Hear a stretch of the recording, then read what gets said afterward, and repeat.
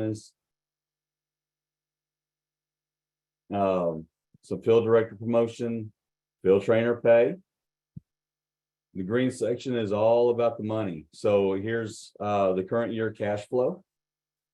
This looks at which is greater. Are the advances greater? Are the commissions greater? And that's what goes into this. And it looks at all the different incentives that you earn. This second year, we'll kind of look at, again, what's greater. Well, we have advances being 68,500. Total commissions exceed advances. So in this case, it's going to look at total commissions plus all the incentives to look at that year's cash flow. The next column talks about future commissions. So you're earning commissions on your new side of the contract, but you're also creating future commissions that will be paid out to you over many years. As long as you have active premium coming in on those policies, you'll be earning a commission on the policies. The last part of it shows you what's the total between the current and those future commissions. So that's a total picture of what you could potentially earn over the lifetime of your business. And this is only a 6-year runoff. Many of us have 10, 20, 15, somewhere in there. How many years do you have to build future wealth? Kind of over here getting cut off just shows us where do we end that year as far as being on the career track. Down here at the bottom, just anything in yellow is an input.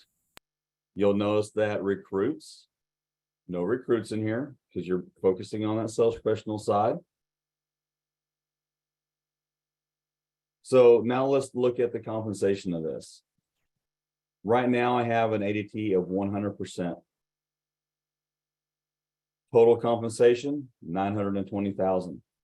Not bad.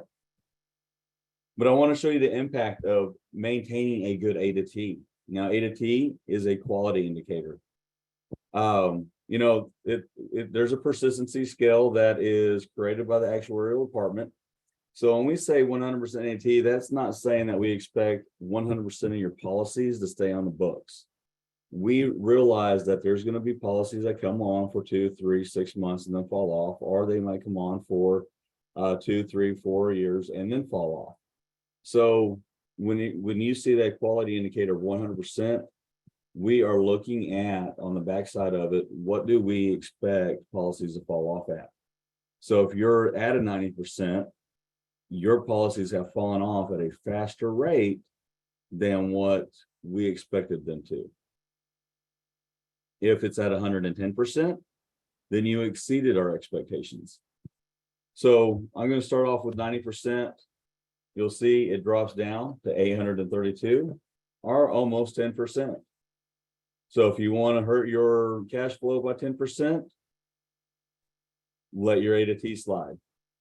On the flip side of that, if you want to improve your compensation by 10%, focus on quality. Now we're up over $1 million just by focusing on quality. Now, when we talk about quality, there's some ways to maintain that. When you go into a business or you go into a home and you write a policy, don't forget about that person. Go back, reservice them, follow up with them, send them the cards, the birthday cards or the thank you cards. That way you continue to have that relationship with them. It's just not you go in and then you get their business and you forget about them. That is a great way to build the wealth, is just by focusing on your A to T and reservicing. So wanted to also talk about what does it look like being on the leadership side of things.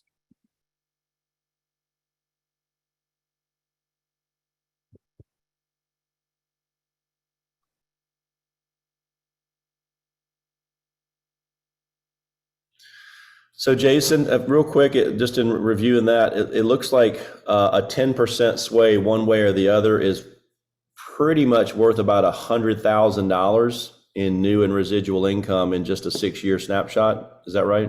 That's correct. Wow. That's right. So some of you may know that we do a new market director recognition. We bring in new market directors into the home office for a nice dinner. Then the next day we kind of do some vision planning with them. You know, I do some runoffs with them, and I do a 10-year plan.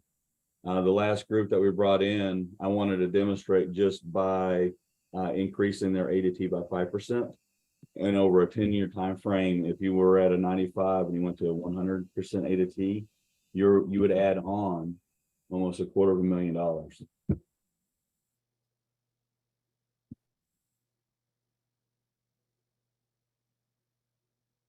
So I put some numbers in here that I already kind of had pre-planned. Up here, we're still starting off at that sales professional 1. You know, this time the professional or the average NAP is a little different. You know, the first year is 15, second year we bump it up to 20. And that second year or third year, we're starting to focus on building the team. So I did drop it down to 17.5. And the fifth year, I dropped it down to 15, just because now we're starting to focus a little bit more on that. And we end the year being in a regional director. And then, of course, in that 6th year, you're full on regional. So I left it at 12.5. On the recruiting side of it, that first year, you know, talk a little bit about recruits. There's 3 sources of recruits. You're going to go out, you're going to have your direct recruits. Somebody on your team, they go out and they have their own direct recruit. Or somebody up in the upward hierarchy, they have a direct recruit and they assign them to your team. So we'll see that the 3 different sources are here. We have direct, assign, and team recruits on here. So that first year I have 2 directs, 1 assigned, and 1 team. Second year, we bump it up to 6, 2, and 4. The third year is 10, 2, and 8. The fourth is 14, 2, and 10. The fifth is 18, 2, and 14. And then that 6th year is 22, 2, and 18. We'll look at the compensation again on quality, because now that you're building a team, you not only have to worry about your own A to T and quality, you also need to be keeping an eye on your team's quality as well, because that is going to impact your cash flow. Because remember, you're earning an override on them. If the business that they're going out and writing isn't staying on the books, you're not earning an override on it anymore. You don't earn the commission on it if it's not on the books. So you want to be focusing on quality on both personal and team. So at 100% A to T, we're at over $2 million for total compensation. If I drop down this to 90, we go a little under 1.9. And at 110, we're at 2.243. Wow. So that's just a 6-year look. This is a 30-year model. So whenever we start getting out into the outer years past the 6 years, and let's say you are here for 6 years and then leave, you know, you're a team leader whenever you left, you still have close to $1 million coming your way after the 6 years. So guys, does everybody, is that, just so you're grasping, you know, what Jason's saying here, that, you know, means, you know, moving through the career track at a level that people that are moving through at this level. You know, they're hitting market director by their, you know, 3rd year or so. If they're gonna build, those decisions kind of get made and activity happens. But guys, this is working for 6 years, and then assuming if this person stopped, that while the current cash flow is 1.2, almost 1.3 million, basically about 230K a year, that's also creating $1 million. That 2.2 million minus the 1.2 million, it's $1 million of residual income created through 6 years of work.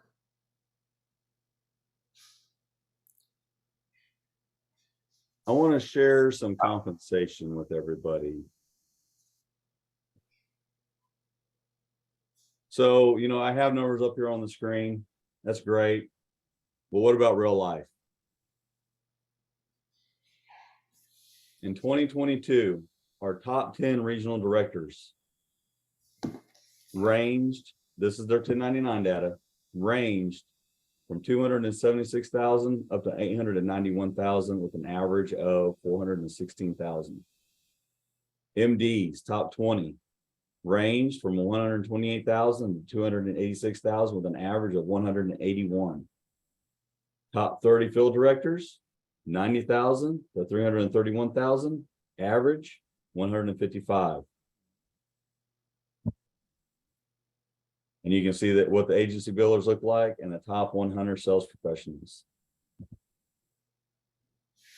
So the numbers I'm sharing are real numbers.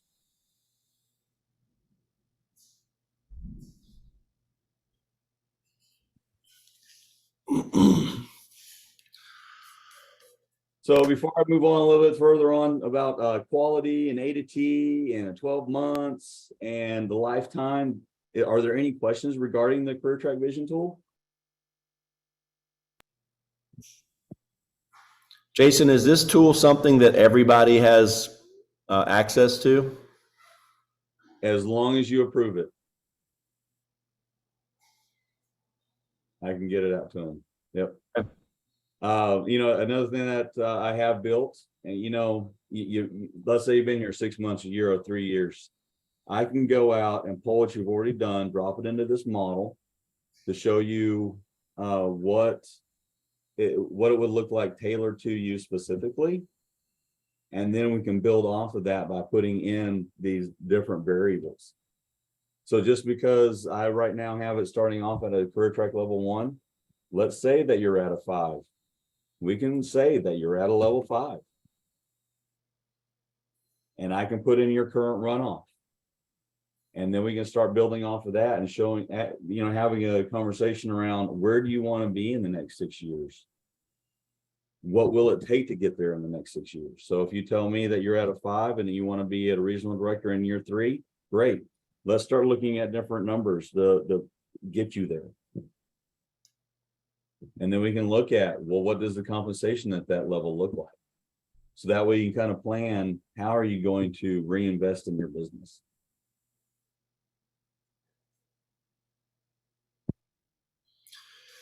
Guys, I'll share something real quickly. I don't think she would mind me sharing this either, but they've just started recently doing business reviews for the market directors and regional directors, much like they've been doing with the agency owners now for years.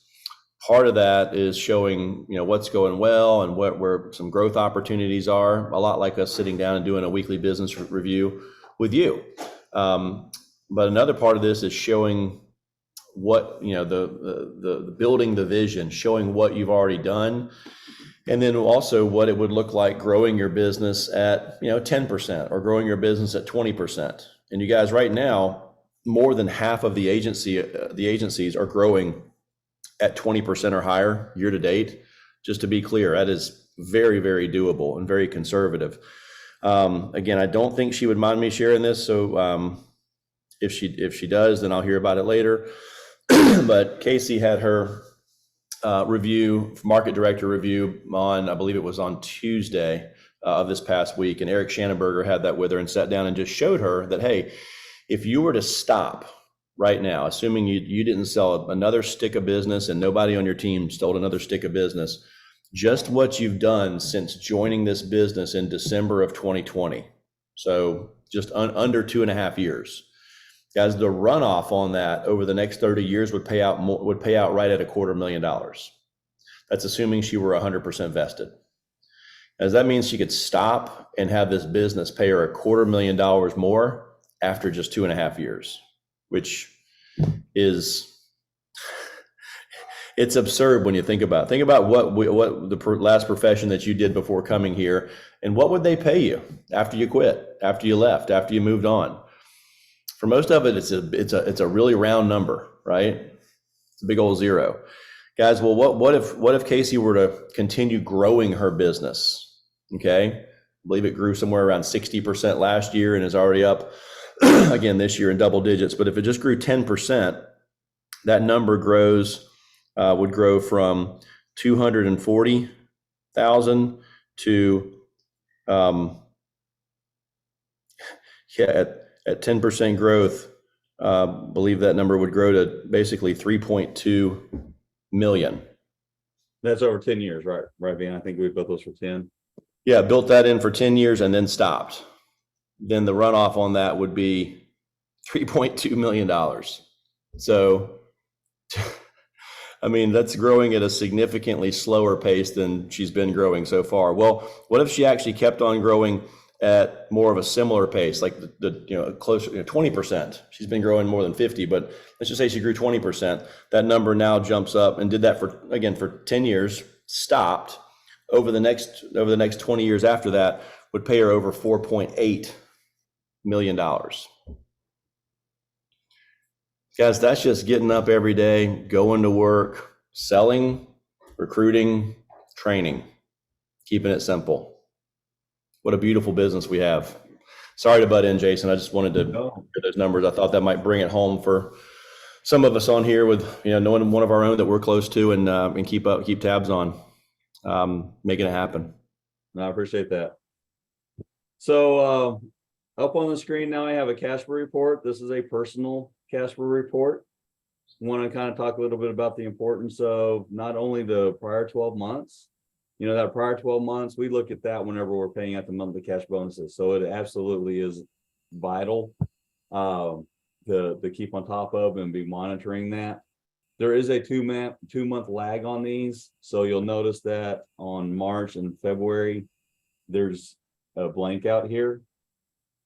The reason for that is to allow for that free look period and to allow for cancel out issues to kind of settle out.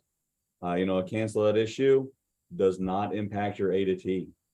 I don't know if everybody's aware of that or not, but if you have a cancel out issue, it doesn't impact your A to T. But what it is an indicator of what your A to T might do. If you have a high cancel out issue rate, chances are you're going to have a low A to T. If you have a low cancel out issue, you're probably going to have a great A to T, one above 100. So cancel issues don't hurt your A to T, but it's an indicator of what your A to T ratio might look like. In this particular instance, we have an 18% cancel at issue. So the 12-month is a 98.5. Again, it's looking at the last 12 months down here. That does have a number. You'll see down here towards the end of the 12 months, a couple low A to Ts. I don't know this person personally, so I don't know what happened in that month. Could be some group business fell off. Could be they went into a business that didn't stick around. So what I wanted to show you on this was, one, the A to T, what the importance of the 12-month is. And then if you look at the top number, the 87.8, that is going back to 2018 when this person first came on board and what their A to T looks like. Now, an 87.8 isn't necessarily a bad lifetime A to T, but what that tells me is that business is falling off a little bit faster. So that's going to hurt renewals. So the 12-month, great for monthly cash bonus. This number you want to keep an eye on because that's what's going to pay you in 10, 20, 30, 40 years from now. If business is falling off quicker, that is going to hurt your runoff in the long term. I pulled out an excerpt from this individual's Casper. I thought it was kind of interesting. So I went back to March of 2021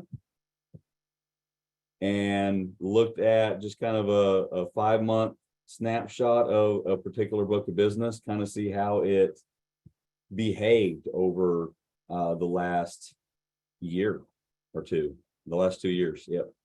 So just looking at that, 5-month, their A to T ratio was 116.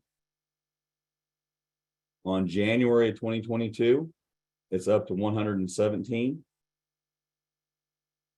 In August of 2022, up to almost 125.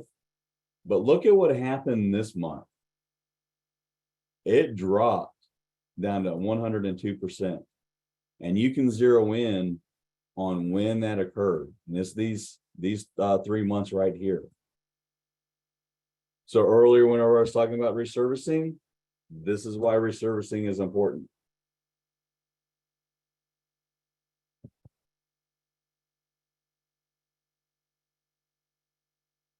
So I just thought that was kind of interesting to see how the business behaved over, when it first came on board to now. So I don't know if you have any thoughts, questions about that. But I just want to share that little bit of information with you. Jason, I just was looking over here on the far left. It looks like the months where this person had the lowest A to T were the months where they sold the least amount also, which could show that they were a little pressed, I guess, if you will, if they're not out in the field, not seeing as many people, not having that abundance mentality, they might be putting a little pressure on the few people that they are talking to get the coverage, which we all know there are some people out there that should be no's, but if we lean on them a little harder, they can become yeses, but they're oftentimes only yeses for a month or two before they decide to drop the coverage. Correct. Yep. And when you do have those lower months, a little bit falling off will hurt you a lot more.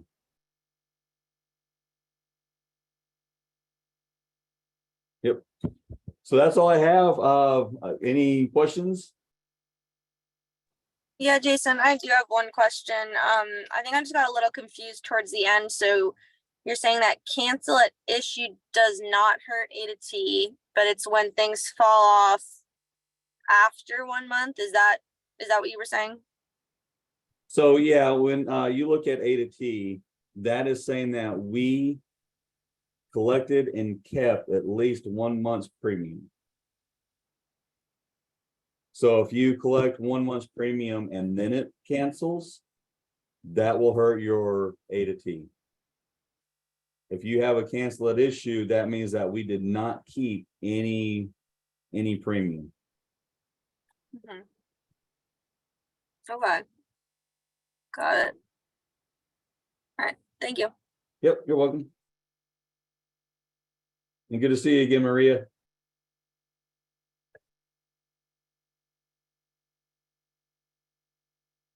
All right, Van. Well, that's all I have for everybody. I'll put my contact information back up on the screen just to make sure that everybody got it. Take a picture of it, write it down. Feel free to give me a call. We can do some projections. We can run through the Career Correct Vision tool and create some vision. Jason. Thanks, Jason. Yeah. That was a really awesome presentation. Thank you. Thank you. You know, guys, I would really encourage you as you're taking ownership in your business. And I mean, gosh, what better week to be doing that than with Presidential Performance Week coming up next week, where we're celebrating you being the president of your own company. And guys, presidents of companies do projections. Presidents of companies look at the raw data. Presidents of companies think about the future and project and have goals that they want to hit, and then figure out what are the controllable metrics that I need to do, okay, that I need to put in on a monthly, weekly, daily level to achieve, those goals, whether it be sales, whether it be recruiting, whether it be training.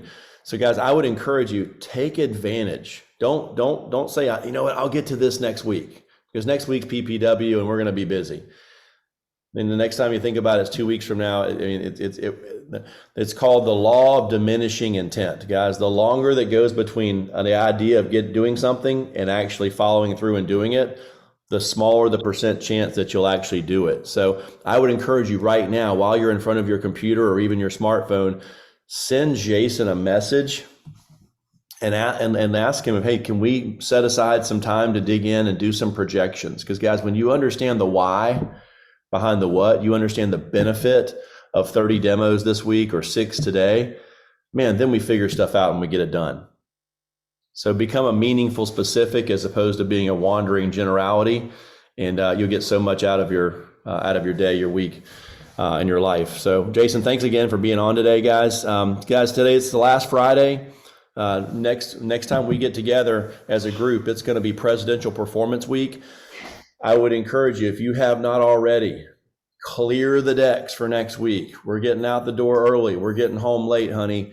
Cover a dish and put it in the microwave. I'll eat when I get back. But this is where we pull out all the stops and we break records. So please plan on breaking your own personal record. We will have your records in hours, demonstrations, and sales coming out real soon.